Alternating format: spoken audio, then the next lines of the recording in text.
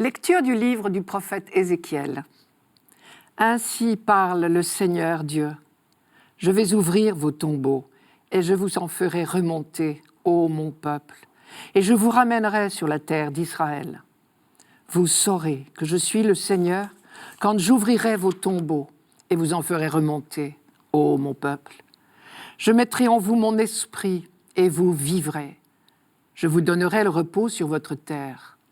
Alors vous saurez que je suis le Seigneur. J'ai parlé et je le ferai, oracle du Seigneur. Je vous rappelle le contexte historique. Le peuple est en exil à Babylone, au VIe siècle avant notre ère. Il se considère comme mort. Et c'est pourquoi Dieu parle de tombeaux. Et donc l'expression « je vais ouvrir vos tombeaux » signifie que Dieu va relever son peuple. Si vous avez la curiosité de vous reporter à votre Bible, au chapitre 37 du livre d'Ézéchiel, vous verrez que notre petit texte d'aujourd'hui fait suite à une vision du prophète, qu'on appelle la vision des ossements desséchés. Et le prophète en donne ici l'explication. Je vous rappelle la vision d'abord. Le prophète voit une immense armée morte, gisant dans la poussière. Et Dieu lui dit « Tes frères sont tellement désespérés dans leur exil qu'ils se disent morts, finis. Eh bien, moi, Dieu, je les relèverai. » Et toute cette vision et son explication que nous avons lue aujourd'hui évoquent cette captivité du peuple exilé à Babylone et son relèvement par Dieu. Car pour le prophète Ézéchiel, c'est une certitude. Le peuple ne peut pas être éliminé parce que Dieu lui a promis une alliance éternelle que rien ne pourra détruire. Et donc, quelles que soient les défaites, les brisures, les épreuves, on sait que le peuple survivra et qu'il retrouvera sa terre parce qu'elle fait partie de la promesse. Je vais ouvrir vos tombeaux, ô mon peuple, je vous ramènerai sur la terre d'Israël. Au fond, ces phrases n'ont rien d'étonnant. Depuis toujours, le peuple d'Israël sait que son Dieu est fidèle. Et l'expression « vous saurez que je suis le Seigneur » dit justement que c'est à sa fidélité à ses promesses que l'on reconnaît le vrai Dieu. Mais pourquoi répéter 2 fois à peu près les mêmes choses ? À dire vrai, la deuxième promesse ne se contente pas de répéter la première. Elle l'amplifie. Elle redit bien « J'ouvrirai vos tombeaux et je vous en ferai sortir, ô mon peuple. Je vous installerai sur votre terre et vous saurez que je suis le Seigneur. » Et tout cela, au fond, c'est le retour à l'état antérieur, avant le désastre de l'exil à Babylone. Mais dans la deuxième promesse, il y a autre chose. Il y a beaucoup plus. Il y a du neuf, du jamais vu. « Je mettrai en vous mon esprit et vous vivrez. » C'est la nouvelle alliance qui est dite là. Désormais, la loi d'amour sera inscrite non plus sur des tables de pierre, mais dans les cœurs. Ou pour reprendre une autre formule du même prophète Ézéchiel, les cœurs humains ne seront plus de pierre, mais de chair. Ici donc, il n'y a pas d'hésitation possible. La répétition de la formule « Ô mon peuple » montre clairement que ces 2 promesses annoncent un sursaut, une restauration du peuple. Il n'est pas question ici du tout d'une résurrection individuelle. Pas plus qu'aucun des prophètes de son époque, Ézéchiel n'envisage encore une chose pareille. En fait, le peuple d'Israël n'a découvert la foi en la résurrection qu'au IIe siècle avant Jésus-Christ. Jusque-là, on affirmait que les morts descendent au Sheol, un lieu sombre dont on ne sait rien. Mais aussi curieux que cela nous paraisse aujourd'hui, c'est un sujet dont on se préoccupait peu, car la mort individuelle n'atteint pas l'avenir du peuple. Or, pendant bien longtemps, c'est l'avenir du peuple et lui seul qui comptait. Quand quelqu'un mourait, on disait qu'il était couché avec ses pairs, mais on n'envisageait pas de survie possible. En revanche, la survie du peuple a toujours été une certitude, puisque le peuple est porteur des promesses de Dieu. On peut dire que pendant des siècles, on s'est intéressé au lendemain du peuple et non à celui de l'individu. Pour croire en la résurrection individuelle, il faut combiner 2 éléments. D'abord, s'intéresser au sort de l'individu, ce qui n'était pas le cas du tout au début de l'histoire biblique. L'intérêt pour le sort de l'individu est une conquête, un progrès tardif. Ensuite, un deuxième élément est indispensable pour que naisse la foi en la résurrection. Il faut croire en un Dieu qui ne vous abandonne pas à la mort. Et cette certitude que Dieu n'abandonne jamais l'homme n'est pas née d'un coup. Elle s'est développée au rythme des événements concrets de l'histoire du peuple élu. L'expérience historique de l'Alliance est ce qui nourrit la foi d'Israël. Or, l'expérience d'Israël est celle d'un Dieu qui libère l'homme, qui veut l'homme libre de toute servitude, qui intervient sans cesse pour le libérer. Un Dieu fidèle qui ne se reprend jamais. C'est cette foi qui guide toutes les découvertes d'Israël. Elle en est le moteur. 5 siècles après Ézéchiel, vers 165 avant Jésus-Christ, ces deux éléments conjugués, foi en un Dieu qui libère sans cesse l'homme et découverte de la valeur de toute personne humaine, ont abouti à la foi en la résurrection individuelle.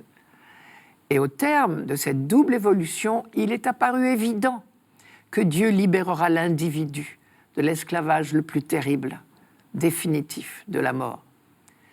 Mais cette découverte est si tardive dans le peuple juif qu'au temps du Christ, cette foi n'était pas encore partagée par tout le monde, vous le savez bien, puisqu'on désignait les Sadducéens par la précision ceux qui ne croient pas à la résurrection. Bien sûr, il n'est pas interdit d'imaginer que la prophétie d'Ézéchiel dépassait sa propre pensée. L'Esprit de Dieu parlait par sa bouche, et maintenant, nous pouvons penser. Ézéchiel ne savait pas si bien dire.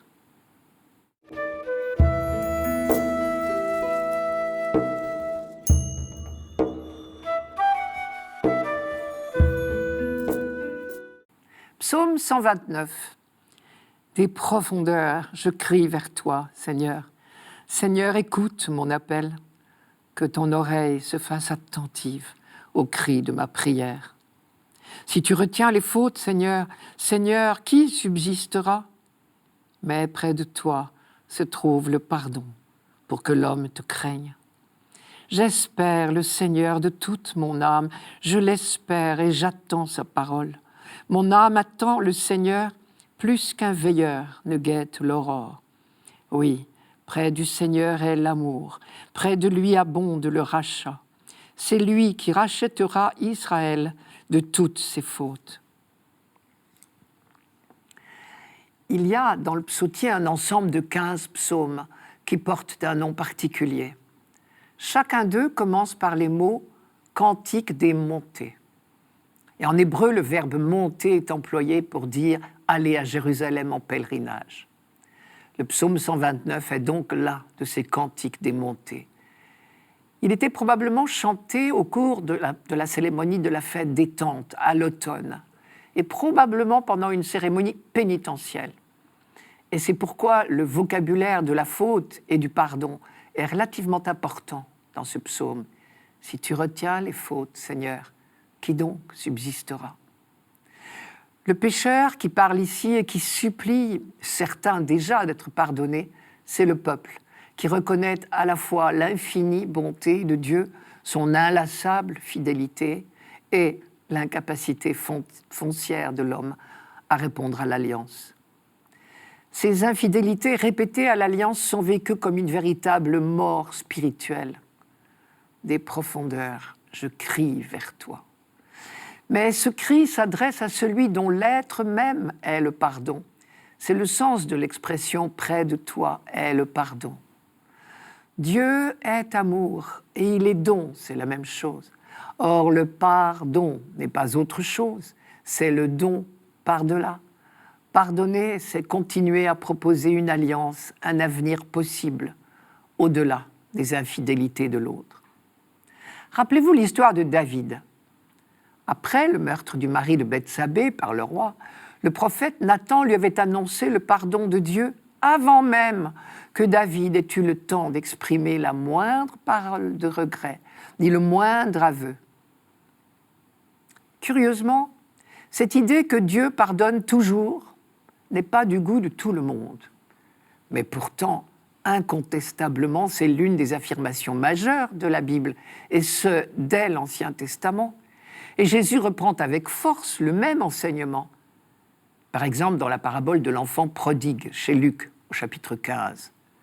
Le père est là sur le chemin à attendre son fils, ce qui prouve qu'il lui a déjà pardonné, et il lui ouvre les bras avant que le fils, lui, ait ouvert la bouche. Et l'exemple du pardon de Dieu absolument gratuit nous est donné par Jésus lui-même sur la croix. Ceux qui sont en train de le tuer n'ont pas eu la moindre parole de repentir.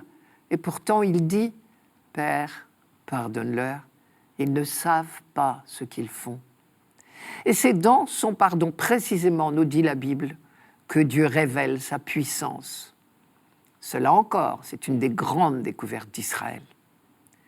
Vous connaissez cette phrase du livre de la sagesse ? « Ta force, Seigneur, est la source de ta justice, et ta maîtrise sur tous te fait user de clémence envers tous. » L'idée, c'est que quelqu'un dont le pouvoir est incontesté n'a pas besoin de l'étaler. En revanche, je cite encore, « Il fait montre de sa force, celui dont le pouvoir absolu est mis en doute. » Sagesse chapitre 12. Certains craignent que l'annonce de la miséricorde de Dieu incite au laisser-aller. À mon avis, c'est juste le contraire. Une fois qu'on est vraiment convaincu de la tendresse et du pardon inconditionnel de Dieu, on a envie d'y correspondre et d'essayer de lui ressembler. Et donc la certitude de la miséricorde de Dieu n'engendre chez le croyant ni présomption, ni indifférence au péché, mais reconnaissance humble et émerveillée. Près de toi est le pardon pour que l'homme te craigne. Cette formule très ramassée dit quelle doit être l'attitude du croyant face à ce Dieu qui n'est que don et pardon. Et nous trouvons là encore une définition de la crainte de Dieu. Ce n'est pas la crainte du châtiment. Toute la pédagogie de Dieu au long de l'histoire biblique cherche à nous libérer de toute peur, car la peur n'est pas une attitude d'homme libre, et Dieu veut nous libérer totalement. La crainte de Dieu au sens biblique, c'est une adoration pleine d'émerveillement devant la toute-puissance de Dieu, faite seulement d'amour. Craindre le Seigneur, c'est l'adorer et lui faire tellement confiance qu'on fera tout son possible pour obéir à sa loi, dans la certitude que cette loi n'est dictée que par son amour paternel. Et cette conviction du pardon, du don toujours acquis au-delà de toutes les fautes, inspire à Israël une attitude d'espérance extraordinaire. Israël repentant attend son pardon plus sûrement qu'un veilleur n'attend l'aurore. C'est lui qui rachètera Israël de toutes ses fautes. Nous rencontrons régulièrement dans les textes bibliques des expressions similaires. Et elles annoncent à Israël sa libération définitive, la libération de toutes les fautes, de tous les temps. Israël attend plus encore, précisément parce que le peuple de l'Alliance expérimente sa faiblesse et son péché toujours renaissant, mais aussi la fidélité de Dieu. Il attend de Dieu lui-même la réalisation définitive de ses promesses. Au-delà du pardon immédiat, c'est l'aurore définitive que ce peuple attend de siècle en siècle, qu'il espère contre toute espérance, comme Abraham, l'aurore du jour de Dieu. Tous les psaumes sont traversés par l'attente messianique. Alors les chrétiens savent encore plus sûrement que notre monde va faire son accomplissement, un accomplissement qui se nomme Jésus-Christ. Notre âme attend le Seigneur plus sûrement qu'un veilleur n'attend l'aurore.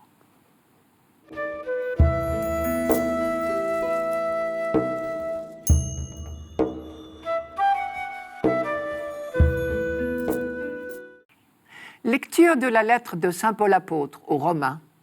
Frères, ceux qui sont sous l'emprise de la chair ne peuvent pas plaire à Dieu. Or vous n'êtes pas sous l'emprise de la chair, mais sous celle de l'Esprit, puisque l'Esprit de Dieu habite en vous. Celui qui n'a pas l'Esprit du Christ ne lui appartient pas. Mais si le Christ est en vous, le corps, il est vrai, reste marqué par la mort à cause du péché. Mais l'esprit vous fait vivre, puisque vous êtes devenus des justes. Et si l'esprit de celui qui a ressuscité Jésus d'entre les morts habite en vous, celui qui a ressuscité Jésus, le Christ, d'entre les morts, donnera aussi la vie à vos corps mortels par son esprit qui habite en vous. Paul emploie une expression imagée. L'Esprit de Dieu habite en vous. Autrement dit, nous sommes devenus des maisons de l'Esprit. C'est lui qui commande désormais.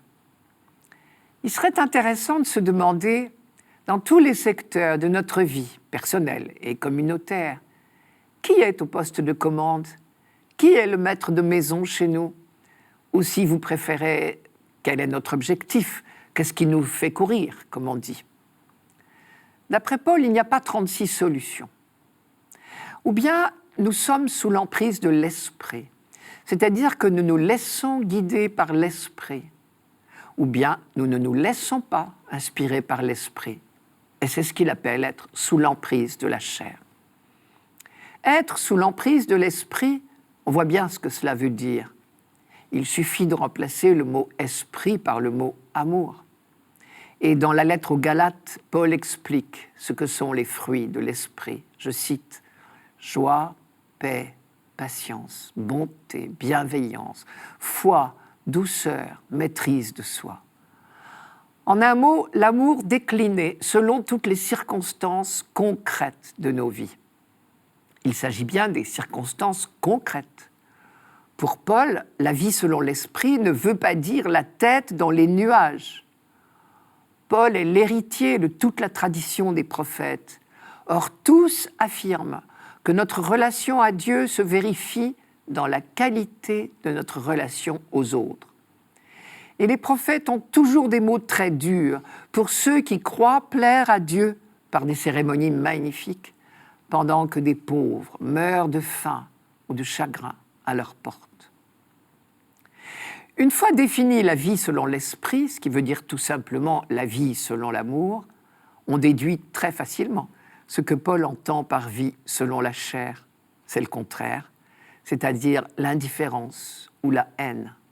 Pour le dire autrement, l'amour, c'est le décentrement de soi. La vie sous l'emprise de la chair, c'est le centrement sur soi.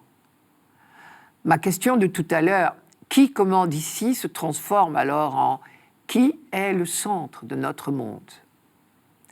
Il est clair que sous l'emprise de la chair, dans ce sens-là, c'est-à-dire centré sur soi, on ne peut pas être en harmonie avec Dieu, accordé à Dieu, qui n'est qu'amour.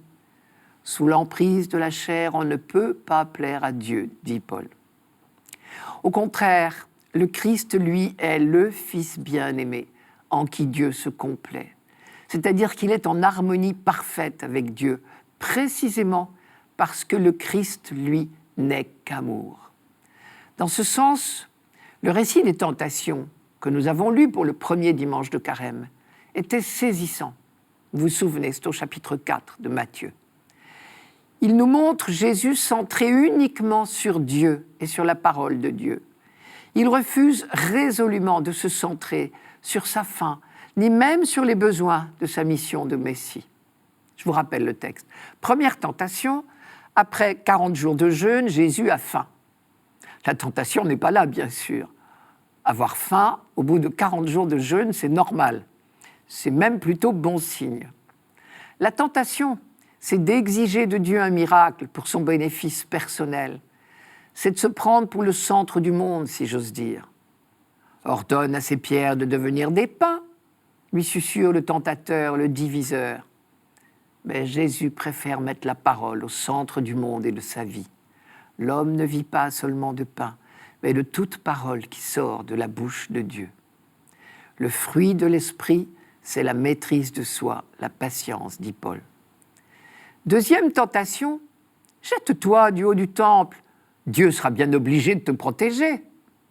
Réponse de Jésus, tu ne mettras pas à l'épreuve le Seigneur ton Dieu. Le fruit de l'esprit, c'est la confiance en Dieu. Troisième tentation, détourne-toi de Dieu, prosterne-toi devant moi, tu seras le maître des royaumes de la terre. Mais Jésus est complètement centré sur son Père et non sur ce qu'il pourrait obtenir pour lui. Le Seigneur, ton Dieu, tu adoreras. C'est à lui seul que tu rendras un culte. Le fruit de l'esprit qui les résume tous, c'est l'amour, dit encore Paul. Si ce texte des tentations nous est proposé chaque année, en début de carême, c'est parce que le temps du carême est justement une entreprise de décentrement de nous-mêmes pour nous centrer sur les autres et sur Dieu. Un peu plus loin, dans cette même lettre aux Romains, Paul dit que l'Esprit de Dieu fait de nous des fils. C'est lui qui nous pousse à appeler Dieu Père. J'ai envie de dire tel Père, tel Fils. Ce qui en nous est amour vient de Dieu. C'est notre héritage de fils. L'Esprit est votre vie, dit encore Paul. Traduisez, l'amour est votre vie.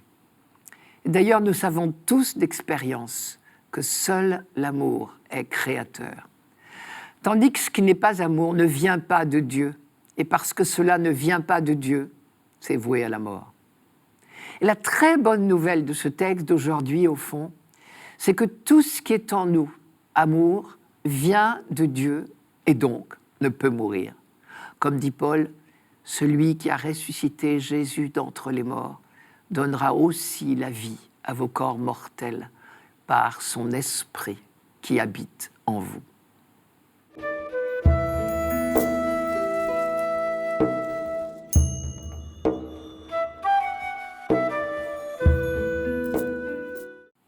Évangile de Jésus-Christ selon saint Jean. En ce temps-là, Marthe et Marie, les deux sœurs de Lazare, envoyèrent dire à Jésus « Seigneur, celui que tu aimes est malade. » En apprenant cela, Jésus dit « Cette maladie ne conduit pas à la mort, elle est pour la gloire de Dieu, afin que par elle, le Fils de Dieu soit glorifié. » Jésus aimait Marthe et sa sœur, ainsi que Lazare. Quand il apprit que celui-ci était malade, il demeura 2 jours encore à l'endroit où il se trouvait. Puis après cela, il dit aux disciples « Revenons en Judée. » À son arrivée, Jésus trouva Lazare au tombeau depuis 4 jours déjà. Lorsque Marthe apprit l'arrivée de Jésus, elle partit à sa rencontre, tandis que Marie restait assise à la maison.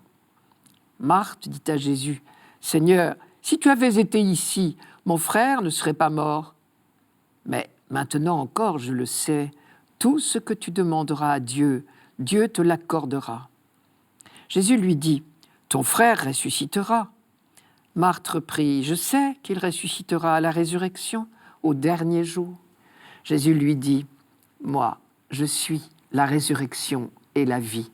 Celui qui croit en moi, même s'il meurt, vivra. Quiconque vit et croit en moi ne mourra jamais. Crois-tu cela ? » Elle répondit « Oui, Seigneur, je le crois. Tu es le Christ, le Fils de Dieu. Tu es celui qui vient dans le monde. » Jésus, en son esprit, fut saisi d'émotion. Il fut bouleversé et il demanda « Où l'avez-vous déposé ?» Ils lui répondirent « Seigneur, viens et vois. » Alors Jésus se mit à pleurer. Les Juifs disaient « Voyez comme il l'aimait. » Mais certains d'entre eux dirent « Lui qui a ouvert les yeux de l'aveugle, ne pouvait-il pas empêcher Lazare de mourir ?» Jésus, repris par l'émotion, arriva au tombeau. C'était une grotte fermée par une pierre. Jésus dit « Enlevez la pierre. » Marthe, la sœur du défunt, lui dit « Seigneur, il sent déjà. C'est le 4e jour qu'il est là. » Alors Jésus dit à Marthe « Ne te l'ai-je pas dit ? Si tu crois, tu verras la gloire de Dieu. » On enleva donc la pierre. Alors Jésus leva les yeux au ciel et dit « Père, je te rends grâce parce que tu m'as exaucé. Je le savais bien, moi, que tu m'exauces toujours, mais je le dis à cause de la foule qui m'entoure, afin qu'ils croient que c'est toi qui m'as envoyé. » Après cela, il cria d'une voix forte « Lazare, viens dehors !» Et le mort sortit, les pieds et les mains liés par des bandelettes, le visage enveloppé d'un suaire. Jésus leur dit « Déliez-le et laissez-le aller. » Beaucoup de Juifs qui étaient venus auprès de Marie et avaient donc vu ce que Jésus avait fait, crurent en lui. Saint Jean nous dit qu'à la suite de ce miracle, beaucoup de Juifs se mirent à croire en Jésus. Et d'après Saint Jean toujours, c'est à ce moment-là que les grands prêtres et les pharisiens décidèrent d'éliminer Jésus. C'est donc ce miracle qui a signé l'arrêt de mort de Jésus. Évidemment, quand on y réfléchit 2000 ans plus tard, on se dit que c'est un comble. Être capable de rendre la vie, cela méritait la mort. Triste exemple des aberrations où nous mènent parfois nos certitudes. Mais je reviens au récit de ce que je vous propose d'appeler le réveil de Lazare, car il ne s'agit pas d'une véritable résurrection, comme celle de Jésus. Il s'agit plutôt d'un supplément de vie terrestre. Je ferai seulement 2 remarques. Première remarque, pour Jésus, la seule chose qui compte, c'est la gloire de Dieu. Mais pour voir la gloire de Dieu, il faut croire. Si tu crois, tu verras la gloire de Dieu, dit-il à Marthe. Dès le début du récit, alors qu'on vient d'annoncer à Jésus « Seigneur, celui que tu aimes est malade », il dit à ses disciples « Cette maladie ne conduit pas à la mort, elle est pour la gloire de Dieu », c'est-à-dire la révélation du mystère de Dieu. Non pas que la manifestation de la gloire de Dieu soit une récompense pour bien-pensants ou bien-croyants, mais quand nous ne sommes pas dans une attitude de foi, tout se passe comme si nous laissions notre regard s'obscurcir par le soupçon, la méfiance. C'est comme si nous mettions des lunettes noires, nous ne voyons plus la lumière. La foi nous ouvre les yeux, elle fait sauter ce bandeau de la méfiance que nous avions mis sur nos yeux. Deuxième remarque, la foi en la résurrection franchit là sa dernière étape. À propos du texte d'Ézéchiel qui nous est proposé en première lecture pour ce 5e dimanche de Carême, nous avions vu que la foi en la résurrection est apparue très tardivement en Israël, bien après Ézéchiel.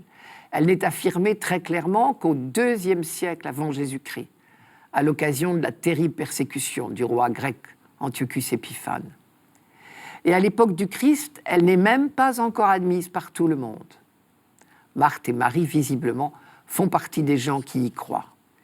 Mais dans leur idée, il s'agit encore d'une résurrection pour le dernier jour. Quand Jésus dit à Marthe « Ton frère ressuscitera », Marthe répond « Je sais qu'il ressuscitera au dernier jour, à la résurrection ». Et Jésus rectifie.